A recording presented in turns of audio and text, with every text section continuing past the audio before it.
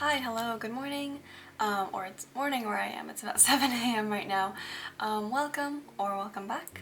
My name is Erin, and today I'm here to do a very late January tag. I was tagged by the wonderful, lovely Fran from Franook in the Pages.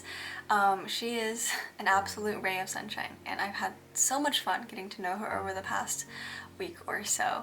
So thank you, Fran, for tagging me in this. And yeah, even though it's late, I thought I would bang this one out. There's 10 questions here, so let's just dive into it. My laptop is down into the side over here, so that's why I'll be looking down a lot in this video. Question number 1. What was the last and first, if you remember, book you read last year? Okay, let's start with the last book that I read last year. I think it was Small Things Like These by Keegan. The cover is green and white, and I think the title is Small Things Like These. Let me check. We can check on Goodreads. Yeah, so that's actually correct. I'll read you the synopsis real quick. It is 1985 in a small Irish town. During the weeks leading up to Christmas, Bill Furlong, a coal merchant and family man, faces into his busiest season. Early one morning, while delivering an order to the local convent, Bill makes a discovery which forces him to confront both his past and the complicit silences of a town controlled by the church. There's a lot of conflicts about doing what one believes is morally correct and that's my alarm. Anyways, doing what one believes is morally correct and doing what everyone in society, or at least your local community, considers to be correct. So there's that internal conflict there. It's a super short book. It's 118 pages, but as an audiobook, I think it was like 2 hours maybe. So I mean, I blasted through it. I finished it in an hour. And it's a really nice, cozy, wintry read, so I would actually highly recommend this one. And then for the first book I read in 2021, I want to say it's The Poppy War. I read that entire trilogy. I know for sure I read it in early January, but I don't know if it's the first book that I picked up. I'm gonna lock it in. Let's go Poppy War. Oh, it's actually The Bride Test by Helen Hoang. Wow, I completely forgot that I read that book in January. Okay, so The Bride Test by Helen Hoang was actually the first book I read. It was okay. It wasn't as good, in my opinion, as The Kiss Quotient, but it was alright. I gave it a 3 out of 5 stars. Moving on to question 2. What is your first read of this year, 2022? I know the answer for sure to this. It's Blue Skin Gods by S.J. Sindu. We follow a young boy named Kalki. I think that's his name. And he is supposed to be, or he is believed to be, the 10th human reincarnation of the Hindu god Vishnu because his skin is blue. It's not artificially blue. There's actually a journalist that goes to Kalki's house and he's like, can you wash your hands? And just to see if it's like ink or dyed or something. So we know that Kalki's skin is actually blue, so that's not fake, and that's why his family and his community believe him to be the reincarnation of Vishnu. When Kalki turns 10 years old, he has to pass these 3 trials in order to kind of cement his status as a living god, and he does pass all 3 trials, but he passes them kind of like in a weird way. I don't want to give too much away, but he does pass them, and that whole experience, though, later on in his adult life comes back to haunt him a little bit, and eventually he uses that as kind of like a starting point in starting to question his own identity, to question the things that his family has been telling him his entire life, and eventually some stuff happens in Kalki's life that changes the rest of his life forever. So I would highly recommend this book. It was such an unexpectedly good book, and I don't mean that in a bad way. I just went into it with no expectations and it blew me away. It blew me out of the water. So yeah, read that one. Number 3, share 3 of your reading goals this year. 1, read more books by Asian authors. 2, continue to read books by or about women. And number 3, oh, read my physical TBR. So my entire bookshelf, or most of my bookshelf. There's a couple of other goals I have for this year as well in terms of reading, but those are the first 3 that come to mind. Number 4, share 3 of your most anticipated titles. The first one that comes to my brain is Ocean Vuong's newest collection of poetry. It's supposed to come out in April of this year.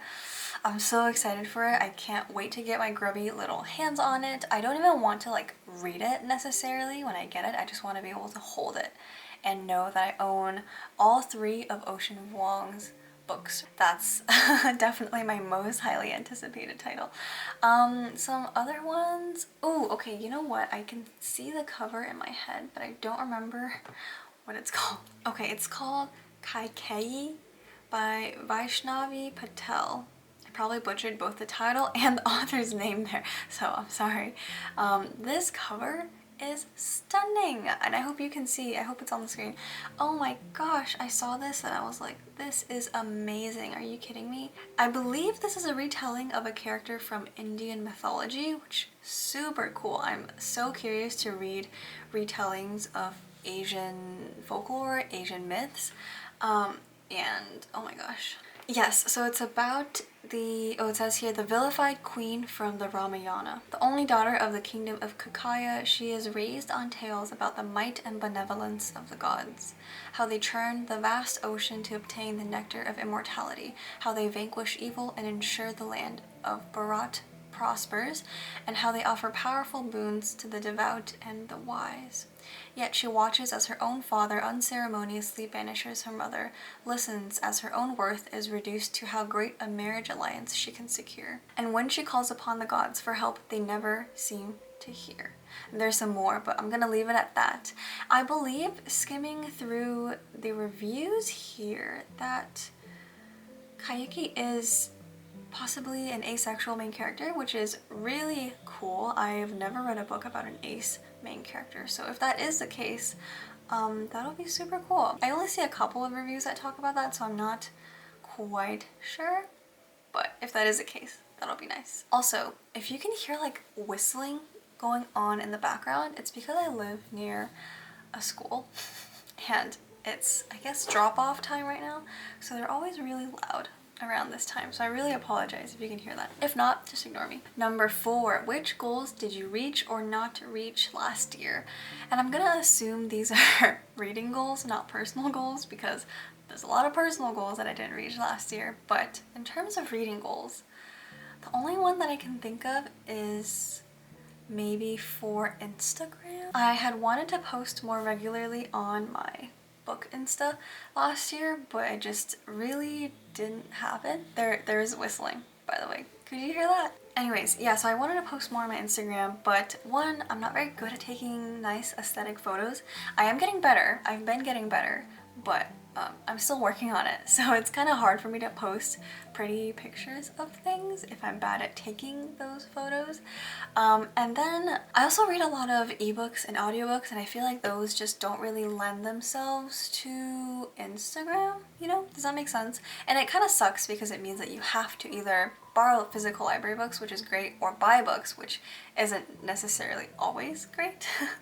And I was doing this Canva thing, like graphic design thing, with the ebooks or audiobooks I would be reading, but that also takes a lot of time. And then for my captions, I take so long writing captions because I want it to be thoughtful and meaningful, whether it's for myself or for other people, so that also just takes a stupidly long amount of time.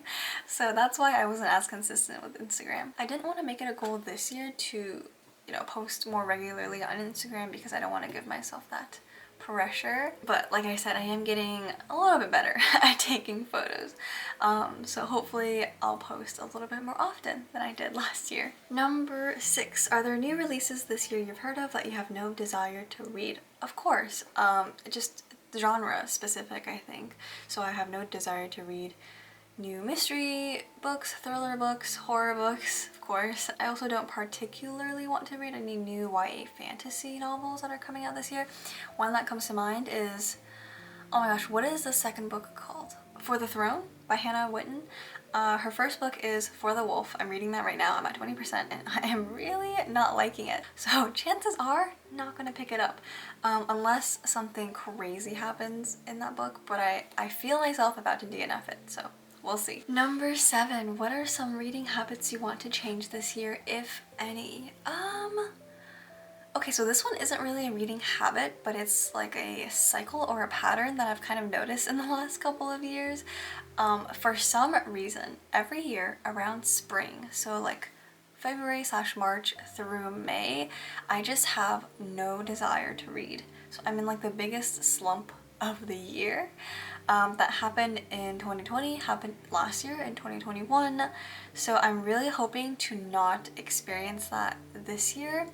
And I think worst case scenario, I just listen to a ton of audiobooks during that time frame, so I don't feel like I have to pick up something physical or like an ebook to hold in my hands. That's one thing I definitely want to change this year.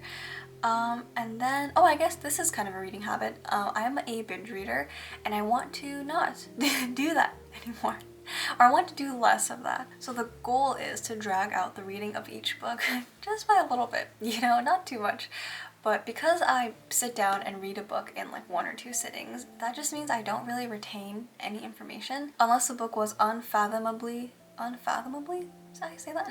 Unless the book was exceptionally bad or exceptionally good, chances are I won't remember anything about the book. So I feel like slowing down my reading a little bit will really help me retain some more information, like the book title, the author, even character names. I don't have high expectations for that, but you know, maybe, hopefully. Number 8, are there any adaptations you're excited about?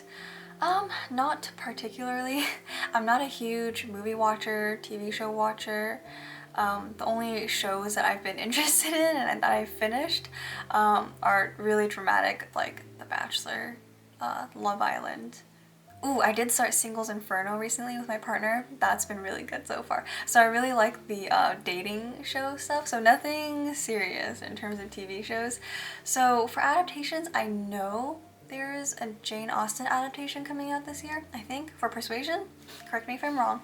I am planning on reading Persuasion this year, so I guess it would be cool to read the book and then watch the movie and then see how they're different or similar, but that's not concretely on the docket, on the plan for this year, so we'll see if that actually happens. Number 9, favorite bookish memory of last year.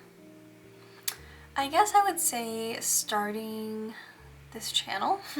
I feel like my decision to start wasn't anything crazy. It was very mellow, I guess is one way to describe it.